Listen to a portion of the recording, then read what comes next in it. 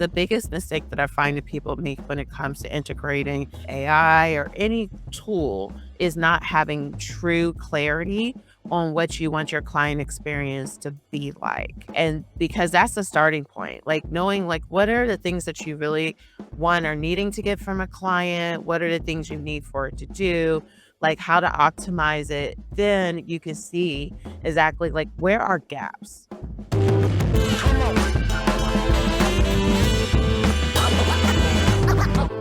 Like, I wanna work with you too. However, and it's like, I get it. So, Right. all of those things, but yeah. Like, how bad do you want it? So when you go into those conversations, we're just gonna hop right into it. So when you go into those conversations with founders, like VPs, presidents, like what is that conversation like? Let's just give an example. Maybe they touch base with you like last quarter and we're at the top of the year. Like, how does that conversation go when you follow up with them? Okay, so for me, I every year inside of my event business, I actually run reports pretty much every quarter, to leverage. So usually the reports I run are typically for that quarter the year before.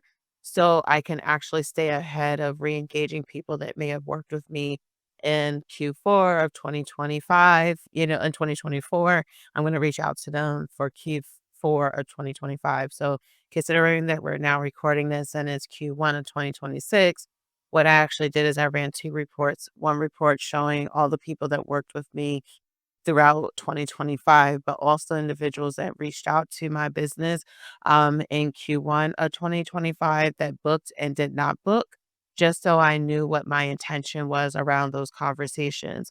So for people that I did work with last year, I actually inside of my business, I already was looking to reshift some of the structure. So I kind of was teasing that for the last year, saying, hey, this is an option, but it was not mandatory. So with me, when it comes to re-engaging, I am one, I consider myself a hunter. I use that term a lot. Like I'm not typically hoping that people reach out to me. A lot of times, especially with what I do inside of my event business, I know who my ideal clients are. So I do cold calls and things of that nature. And that might not be for everyone, but it's is ultimately what provides the best result inside of that side of my business, which is a little bit different when I have my consulting company. That is different. Like the needs and the frequency are going to shift depending on why someone decided to work with me. So usually I like to run reports so that I know exactly with whom am I reaching out to. And depending on the data that I pull, that helps me to know why I'm talking to them instead of sending blanketed like conversations. Like I do have email lists or newsletters, but that to me is just to stay at forefront of their mind where I do a separate thing where it's intentional communication. So if I did work with someone like in Q1 of last year, I sent them an email saying, hey, I just want to let you know this is something that we're going to be instituting moving forward. I would love to be able to get on the phone and talk to you, and just see exactly what you're doing going into this upcoming year. And I think there's nothing wrong with reaching out to people that you worked with before, because I feel like that will ultimately help you of understanding what are their problems now, so that you could actually be selling and pitching something that they need because their problem doesn't go away. No one's problem in their business goes away. How they may interact with your business is what differs. And it helps you of understanding, okay, do I go forward with this type of client or do I pivot? It just gives a lot more clarity instead of guessing, just having intentional conversations. That's why I am a big fan of proactive research to be able to use inside of my business to create a strategy, like a more intentional strategy, I guess. That's the best way to put Like, it.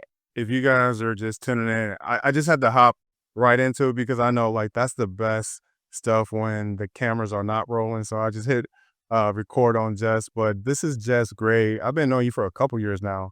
And how I met Jess was I was using HoneyBook at the time when I was doing like consulting and stuff. And I'm like, to what Jess is saying, how can I automate this process, right? And what she's talking about is a very strategic approach about reapproaching accounts from past clients, current clients, email campaigns, like certain drifts, certain touch points, so that activity matters and can convert. So I definitely wanted to give the audience some background of our relationship and what you do, but let's dive a little more into that. Like when I look at who's like you that have a specific skill set, and I'm not just saying that like that's only one bucket that you fit in, but when you're a master at like strategy, operations, automations. Like when I think of Jess Gray, I'm like, oh, okay, automation. In the future, when I'm doing a project and I need something, I will hit Jess up like, okay, cool. Like, what is it? Cool. Let's get it done because I know she's an expert at that. Now, let's take a step back. Like, how did you get to where you are now? Can you give us a little backstory? Yeah, like a part of me, like I kind of thought you was going to ask that question, and a part of me wants to say that the analytical side of me is something that I went to school for. I think that I've always naturally been inquisitive. Like my mom growing up, like I was that kid that'd be like, but why? But not like the annoying, but why? It was just like I was always just like I'll be sitting and like, like why is the sky blue? But when we're in this, what? But when we're in a plane you see clouds and they're white. Like I was just always that child that didn't just see things at face value. And so just growing up, that was something that was really nurtured inside of me. And then of course I went to college and things of that nature. I did work in corporate America. And I love the company that I worked with. Like it's not the debt. When I started my business, it wasn't, oh, because 'cause I don't even know if Instagram was around. I know Instagram was not around. So there was no like, oh, I can drink Mai Tais on the beachfront. Like I didn't have any of that just like actually get me to want to get into doing entrepreneurship. That was never the reason. I just left because my mom was battling cancer and different things were going on in my life personally that did not align with that flexibility at that time period in corporate America. But the thing about it is that inside of my job, I did have to do some analytical stuff. I had to do problem solving if something wasn't working.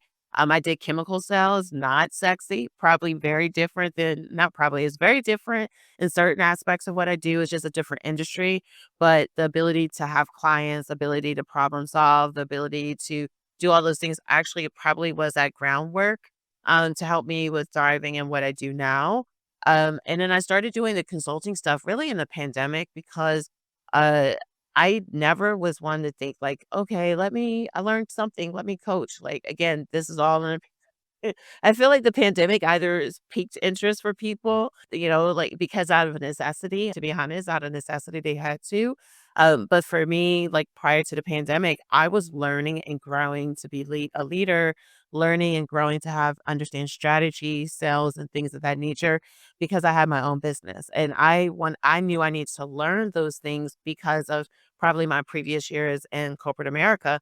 Like that's the only way you grow a market. Like back in the day when I worked in corporate, they literally like say, Jesse, we need you to grow this market in Idaho. I want to take a pause for a second and talk about your confidence, right? You got the experience, the results, the credibility, but when it comes to putting your voice out there, fear creeps in. Who am I to do this? Does that sound familiar? That's imposter syndrome, and it's keeping you small. My coaching is about breaking through that, helping you turn your expertise into content, conversation, and coaching that builds real influence in your industry. So if you're done hiding behind titles and ready to lead with your story, head over to connectingwithcreatives.com/coaching and let's get started. I'll see you soon. I can't remember if they gave me a list. They may or may not have given me a list. They probably gave me a list because that's the only way I would have gotten the data. But they would just give me a general list, and I had to actually qualify and disqualify people. So I had to learn like which clients would be a good fit, which ones weren't. How to the ones that were like bigger clients than what I was supposed to handle to be able to also push that on to someone else that actually could go to those locations to support those people. So a lot of what I learned from my previous work experience did help me with understanding like something is wrong. And I think that sometimes with small business owners, and when I say small business owners, that is not a job. That is honestly like I'm talking about SBA standards. I always got to give people that disclaimer. For sure. You can have a $5 million business with two people and still and you're by SBA standards, you're still a small business. Like I tell people, like it's not a jab. But with small business, is that if you've never happened, and yeah, exactly. And so that's the biggest thing with some small businesses. If you haven't had that experience or those exposures, you may not know that you need to have these touch points. You may not understand why certain types of communication is necessary. So when with me learning a lot of my previous experiences and what really gets me excited, like with learning and being naturally inquisitive, that actually helped me with being able to do the consulting and the strategy. It wasn't because I thought about it, to be honest. Like, I don't know if, I can't say, like, if the pandemic ever never happened, would I had gone this route eventually? Maybe, maybe not. Was I thinking about it? Absolutely not. It's just because I had the time to sit down and think and talk to people that I realized that the way that my brain works, it can be an asset to other people if they want me to support them. Now, how do you use your asset, which is your brain, your strategic perspective, right? How do you, I know you have a framework, you declutter, simplify, maximize. Come on, implement. I've been researching, right? But how do you use that framework with AI as a tool to help your clients? Hey, let me give you the scenario. I'm a small business owner. I make less than $10 million a year, and I have a digital coaching company. Like, what would you recommend for someone like me or that person? Yeah, I think the first part of any flow, and when we work together is like I always recommend people to do process mapping. And, like, really think through because the biggest mistake that I find that people make when it comes to integrating a CRM, be it email marketing, be it AI or any tool, is not having true clarity on what you want your client experience to be like. And because that's the starting point, like knowing like what are the things that you really want or needing to get from a client, what are the things you need for it to do, like how to optimize it, then you can see exactly like where are gaps. Because I feel that when we don't understand like truly what we want our client experience to be, what are some of the things that we might be doing manually? Where are some of the possible opportunities for misunderstandings between you and a client or even internally? Like it's best to first just start from the basics of really going to like pen and paper and just really fleshing things out because there's all types of apps out there. There's not a shortage of technology out there. And if you haven't heard of something specific, it's just chances are they're not doing a great job of marketing it or it's just really noisy. So it's hard to find them specifically. So with all of that being available here in 2026, instead of just getting these new platforms and using it, integrating AI, if you can't actually answer why what are you gonna use AI for? How are you actually going to even be able to implement it? And I think that that's the biggest problem because like I'm working with a client right now, and they is a big team. And the thing about it is they're having me build out structures and flows in their business, which is great. But then from an outsider, I can tell that there's some disconnects. So it's hard for even me to build something when there's a disconnect internally. And what most people do when I'm not in the picture is that they're trying to build it out with that same non-clear mindset. And then it's just like wanting to do it. Even right now through Honey, but they are doing mentorship programs. And so someone was assigned to me as a mentor, a mentee. Great. I was excited. We had a conversation and she's like, I was thinking about restructuring, da da da da da da. And we had this good conversation. And I actually had her go do homework. What actually worked well in your business last year? What did people mostly purchase from you? Like, where were these leads coming from? Like, I asked her all these questions that she didn't have an answer to, which is very common. But her whole focus with working with me was to be able to help set up her honey book. But you can't answer those questions. Right. And Right. and and when we finished, she was like, It's a no-brainer. And she's like, "I never" she's like, "And it's crazy that I didn't think to know these things before trying to fix a system that I don't even know what is not working." And that's what gets in the way, for someone to integrate AI. Like I got ChatGPT. Okay, and I'm using Zapier. Okay, and I mean, like there's all kinds of platforms, but if you don't know why and how, then it's very hard to be able to implement anything. Can you give me an example of an automation or a strategy you use to help free up some revenue for one of your clients?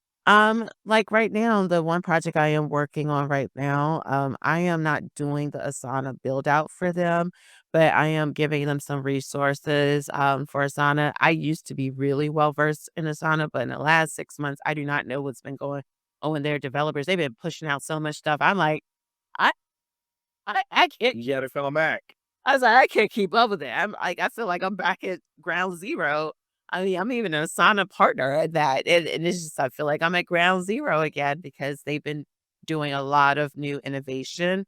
But I think that's also a part too with some of these platforms and the reality of a lot of the platforms, why they have so much innovation is they are honestly fighting for the same dollar right now.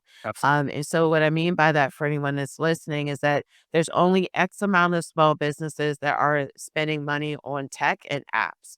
And there's only a certain amount that are going to spend over a certain, like they have like a tech stack or will invest in a tech stack. And that's going to differ from industry to industry as well.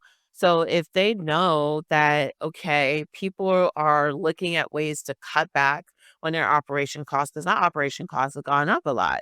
So if you have people having to look at, I only make this amount, I only can put this amount towards my apps. It's not because I don't want to, it's just because it doesn't make sense financially right now. It may take me a little bit longer, but I don't want to lose that amount of money towards using that app, even though I know. So it's just like it's one of those I wish, like, or wish list things. So once I hit this level, I'm going to get this app.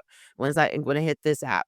And that's what's happening is that the amount of people that surged into entrepreneurship in the earlier years of the pandemic, a lot of them did not make it out, and that's fine because that's the lifeline of entrepreneurship. A lot of people don't know. A lot of companies do not make it past 2 to 3 years. And outside of those two, the ones that do make it out is 2 to 3 years, they're not making it past five. And there's been a lot of volatility inside of the market depending on who you're serving. So with all of these changes are going on, a lot of tech are having to figure out how do we offset the revenue that they got a surge on, between 2020 and 2022. Because I know a lot of people like it's only one direction and it's up. That's as someone that's been in business for 15 years, that's absolutely not true. So they all of these apps and platforms and technology, that's why I feel that some of them are increasing their rates, because they're trying. I mean, it's all P&L. As much as we don't want I don't like when things go up. But I get it, like it is what it is. Like at the end of the day, most businesses find themselves in a position if they're present to their numbers and their data, they're trying to figure out how do we continue to get a specific kind of profit margin? Is it by increasing the amount that we're charging for our services? Or are we going to reduce our workforce, which that's is why again we're seeing all of these layoffs, which I feel like are going to continue to occur, just because we're at that 5-year mark. Absolutely, and we'll land the plane here. People, like you said, business owners, people that's trying to create a side hustle, whatever. You don't need to pay for a CRM. Like you can keep it straight free, Google Sheets, Google Forms. You can do all of those things until you're at a point to where you can pay for it, right? Until where it makes sense for Asana. Asana is not that expensive; it's like $25 for the pro package or whatever. You can start like there's so many 30-day trials you can start and really maximize those platforms. I would recommend starting those CRM and automations and certain things, paid subscriptions once you have a pipeline built up to where it's like, okay, I'm calling, to your point, I'm calling these like 100 potential clients in this lane that I've done my research on, all in the spreadsheet. You're cold calling, right? You can't be scared of being hung up on. You have to overcome objections. You got to get to the root of it, right? So give your top three free recommendations for someone starting their consulting coaching business, and they want to be productive to keep organized. Well, the first free thing I would say is to use ChatGPT to actually deep dive into who your target audience is, their actual pain points, and really do true market research because that helps with doing sales. That helps you with even knowing if you're going to do cold calls or if you're going to do content creation and to attract people, however you're going to market your business, be it inbound, outbound, whatever, the clearer you are on who you serve and the service you're having, like, and the reason why you want to do that is because then you can actually do market research and see if there are any people inside of your internal circle of influence that work in those fields or are can be potential, not even like you want them specifically to be a customer, but they can give you insight. They can be, or they just might be like, "Oh, I really wanna help with supporting daycare center owners with helping them did X, Y, and Z." If you ask people in your circle, "Do you know anybody that is?" Or go to a networking event. Get in front of the people that you can talk to that are those individuals to find out what their actual problems are to do that. So use ChatGPT, the free version, if first starting out, but please go in there and give it the right prompt. Like act like a business developer. Act like a business developer that helps with people with deep diving more into their target market, like, use this prompt, please, to help you, like, that's the start, and then you let it flow. Like, the more specific you are, the better you are able to help Yep. ChatGPT with giving you the answer you need. So use that for free. When I did first start, I would say, like, the first year, I just pretty much had pen and paper, to keep track of my calls.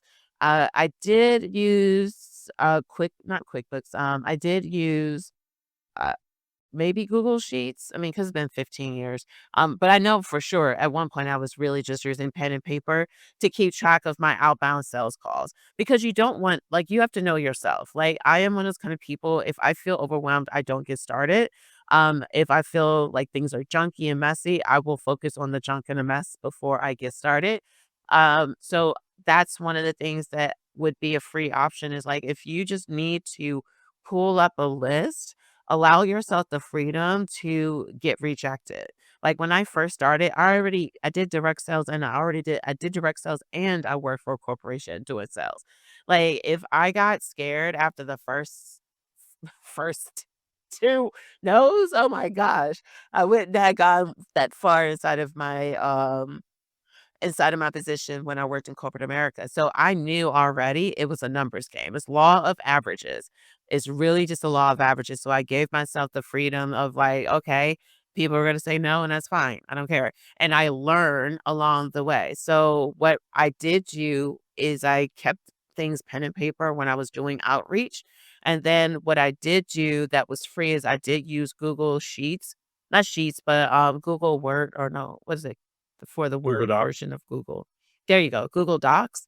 I did end up using Google Docs, or Microsoft Word. Again, this is so long ago. Microsoft Word or Google Docs. One of those, I used to keep templates for my emails. That's how I first started with doing it because I knew that I needed to make sure I was reducing as many clerical errors. Also, with this advice, it depends on who you serve. Like, I wouldn't say for a long period of time to use free stuff because the amount of time you're losing as well as potential errors. Like, I remember sending someone an invoice I was using definitely Microsoft Word for, and I didn't change I was like, "Bro, like, I think that that was what made me catapult into using something invoicing because I invoiced something. I changed the description manually, but I didn't change the price. After you send the invoice, I can say, "Oh, my bad." that should have had an extra zero. Like, you just gotta eat that. So a lot of times when I'm thinking about platforms, I'm always thinking to myself, the time that it takes me to do something. How do I get that back? Especially that's time is the most valuable thing you have with a new endeavor. And in the beginning, yes, you want to make sure that you're saving money, but you also have to be present to whom you're serving. How do you show up professionally?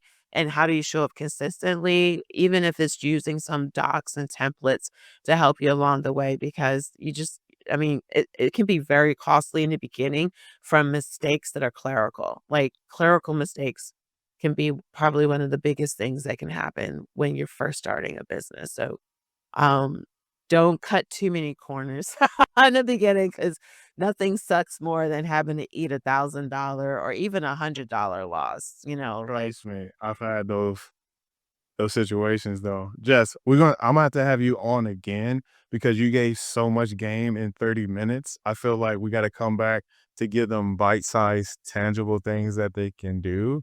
Yeah. Because there's so much information. AI, that's all you hear. That's all we hear. I work in tech, right? Like the day gig, right? And so like we're hearing all of this integration we're having on our side. And it's like, I love it because I'm like, yes, it's because it's a tool for me to leverage when I'm talking to my clients, right? So, uh, where can people find you? And I need you to commit right now to come on again to give some bite-sized game so they can chew on. Yes, I'm definitely open to being on here again. The best way to connect with me, um, so I did delete Instagram from myself. I deleted a lot of different apps off my cell phone just because it's crazy right now. But Green Eyed Ambition, yeah, LinkedIn. Okay, that's less drama. You can definitely message me, Jesse Gary, Jesegary. There's rarely no one else that name should show that. Because usually it's double S's. I'm only one S. So you can find me on LinkedIn. But I also do have greeneyedambition.com. And my email is on there as well. And you can still message me on Instagram and those other platforms, but it does take me a few days just because I do not stay active. Just hit her up on LinkedIn, guys. Yes, because LinkedIn will send me a message, say, "Hey, you got this message from this person." That's probably the better method. Thank you, You're Jess. welcome.